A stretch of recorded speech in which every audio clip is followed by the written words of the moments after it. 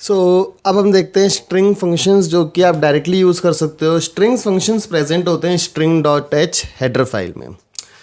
ये सारे string functions हैं, इन सबको हम स्टडी करेंगे कि क्या होते हैं और साथ साथ एक एग्जांपल हम देखते चलेंगे कि आउटपुट उस केस में क्या आता रहेगा। सबसे पहला स्ट्रिंग फंक्शन है str लेंथ। पता लग रहा है क्या करता होगा, it returns the length of the string name. It returns the length of the string की लेंथ को ये रिटर्न करता है। ठीक है, एग्जांपल देखते हैं अब साथ में ही। सबसे पहला काम तो आपको करना है, you have to include string dot h header file. Include string dot h header file. ठीक है, string dot h header file आपको इंक्लूड करनी पड़ेगी क्योंकि ये जो सारे फंक्शंस हैं उनकी definition string dot h header file के अंदर होती है। Let me write basic code. Now I am taking one string, let us say a, और इसकी मैं लेंथ ले लेता हूँ 15 की। 15 मैक्सिमम इसके अंदर नंबर ऑफ करेक्टर्स आ सकते हैं। और इसको इनिशियलाइज कर देते हैं इनिशियली हम EEC से। ठीक है, देन यहाँ पे अगर मैं प्रिंट एफ कराता हूँ simple, print F length of A is %d। यहाँ पे अब हम फंक्शन यूज़ करेंगे। str len, किसकी स्ट्रिंग की लेंथ पता करनी है, ए की। ए। ठीक है, अब देखो यहाँ पे आउटपुट क्या आएगा। द थिंग इज आउटपुट क्या आएगा। ए की लेंथ कितनी है, क्या 15 है? 15 तो मैक्सिमम साइज है। लेंथ कितनी है अभी, 1 2 3, इट विल रिटर्न 3। ठीक है, ये आपको क्या रिटर्न करेगा, 3। इस तरह से कभी भी अगर आपको लेंथ पता करनी है स्ट्रिंग की तो आप डायरेक्टली str len फंक्शन का यूज़ कर सकते हैं। Then the second function is strcpy। strcpy के अंदर 2 पैरामीटर्स होते हैं। एक होता है डेस्टिनेशन, और एक पैरामीटर होता है सोर्स। करता है क्या है, it copies the content from one string to another. Copies content of one string to another. ठीक है, एक स्ट्रिंग के कंटेंट को दूसरे स्ट्रिंग के अंदर ये कॉपी करता है। जैसे मैंने यहाँ पे एक बनाई थी करेक्टर ए, एक और सपोज मैं स्ट्रिंग बनाता हूँ करेक्टर टाइप की B15। अब मैं कॉपी करना चाहता हूँ बी के अंदर ए के कंटेंट को, तो मैं क्या लिखूँगा यहाँ पे, आई कैन राइट strcpy। पहले आता है डेस्टिनेशन, फिर आता है सोर्स। डेस्टिनेशन क्या है, बी, सोर्स क्या है, ए। ठीक है, जब आप इसको प्रिंट कराओगे, जब बी को प्रिंट कराओगे तो आपको क्या आउटपुट मिलेगा, EEC। इस तरह से आप strcpy का यूज़ कर सकते हो। यहाँ पे जो बी है वो डेस्टिनेशन है और ए है वो सोर्स है। ठीक है, strcpy फंक्शन। देन इसके बाद हमारे पास strcat स्ट्रिंग को कंकेटेनेट करता है ये। इट कंकेटेनेट्स का मतलब होता है मर्ज करना, ज्वाइन करना। It concatenates the strings. ठीक है, और जो रिजल्ट होता है ना, इसका result is stored in first parameter.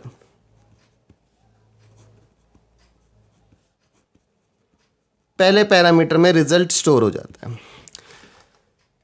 Now let us see the example.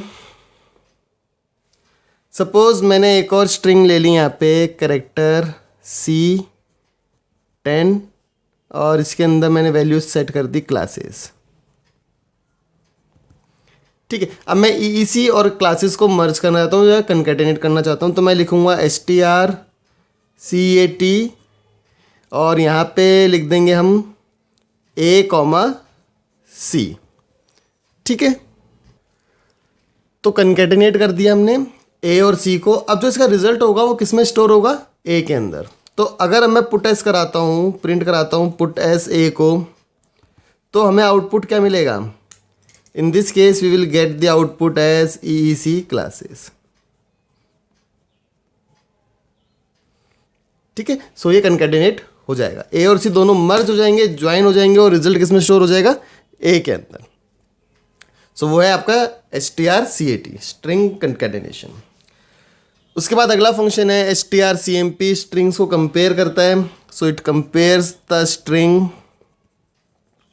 So basically first string को दूसरी स्ट्रिंग से कंपेयर करता है।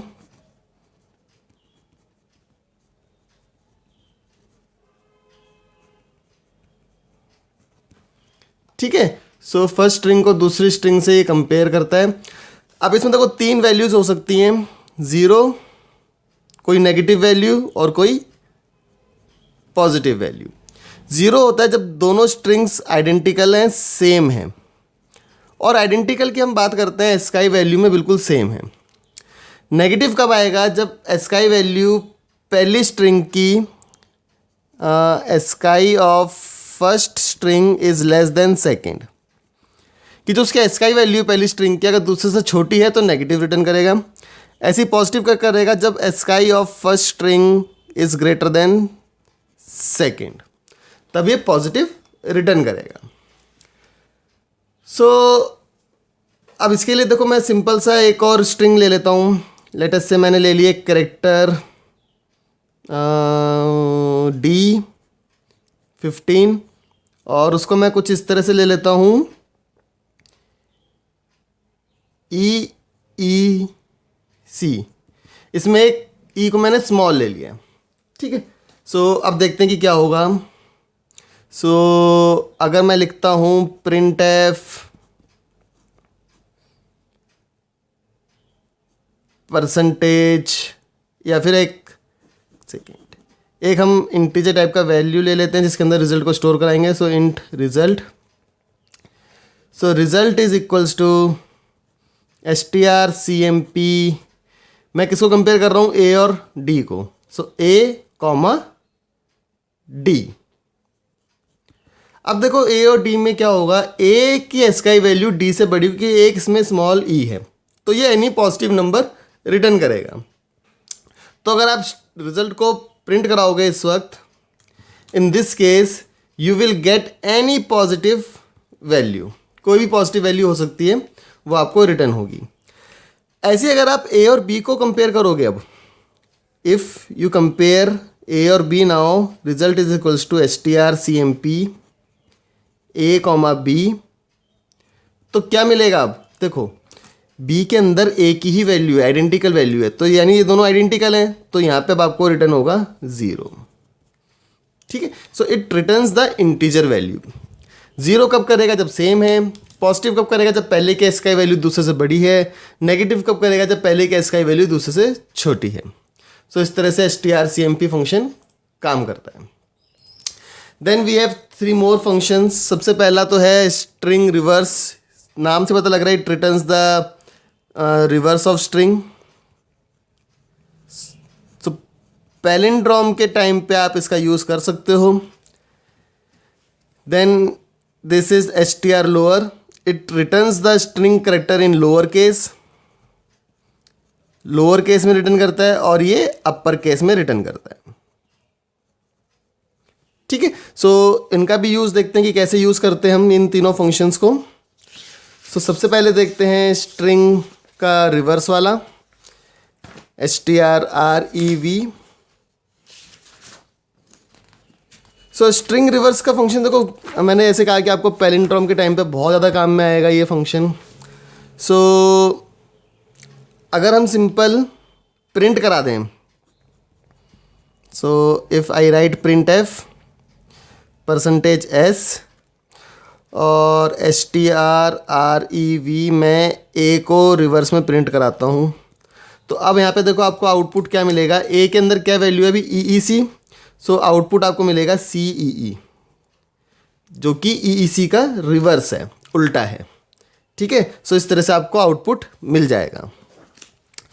सो पैलिंड्रोम के टाइम पे आप यूज़ कर सकते हो, दो रिवर्स करके दोनों को कंपेयर कर सकते हो। अगर 0 रिटर्न होगा STR कंपेयर फंक्शन से तो वो आइडेंटिकल है, यानी पैलिंड्रोम है।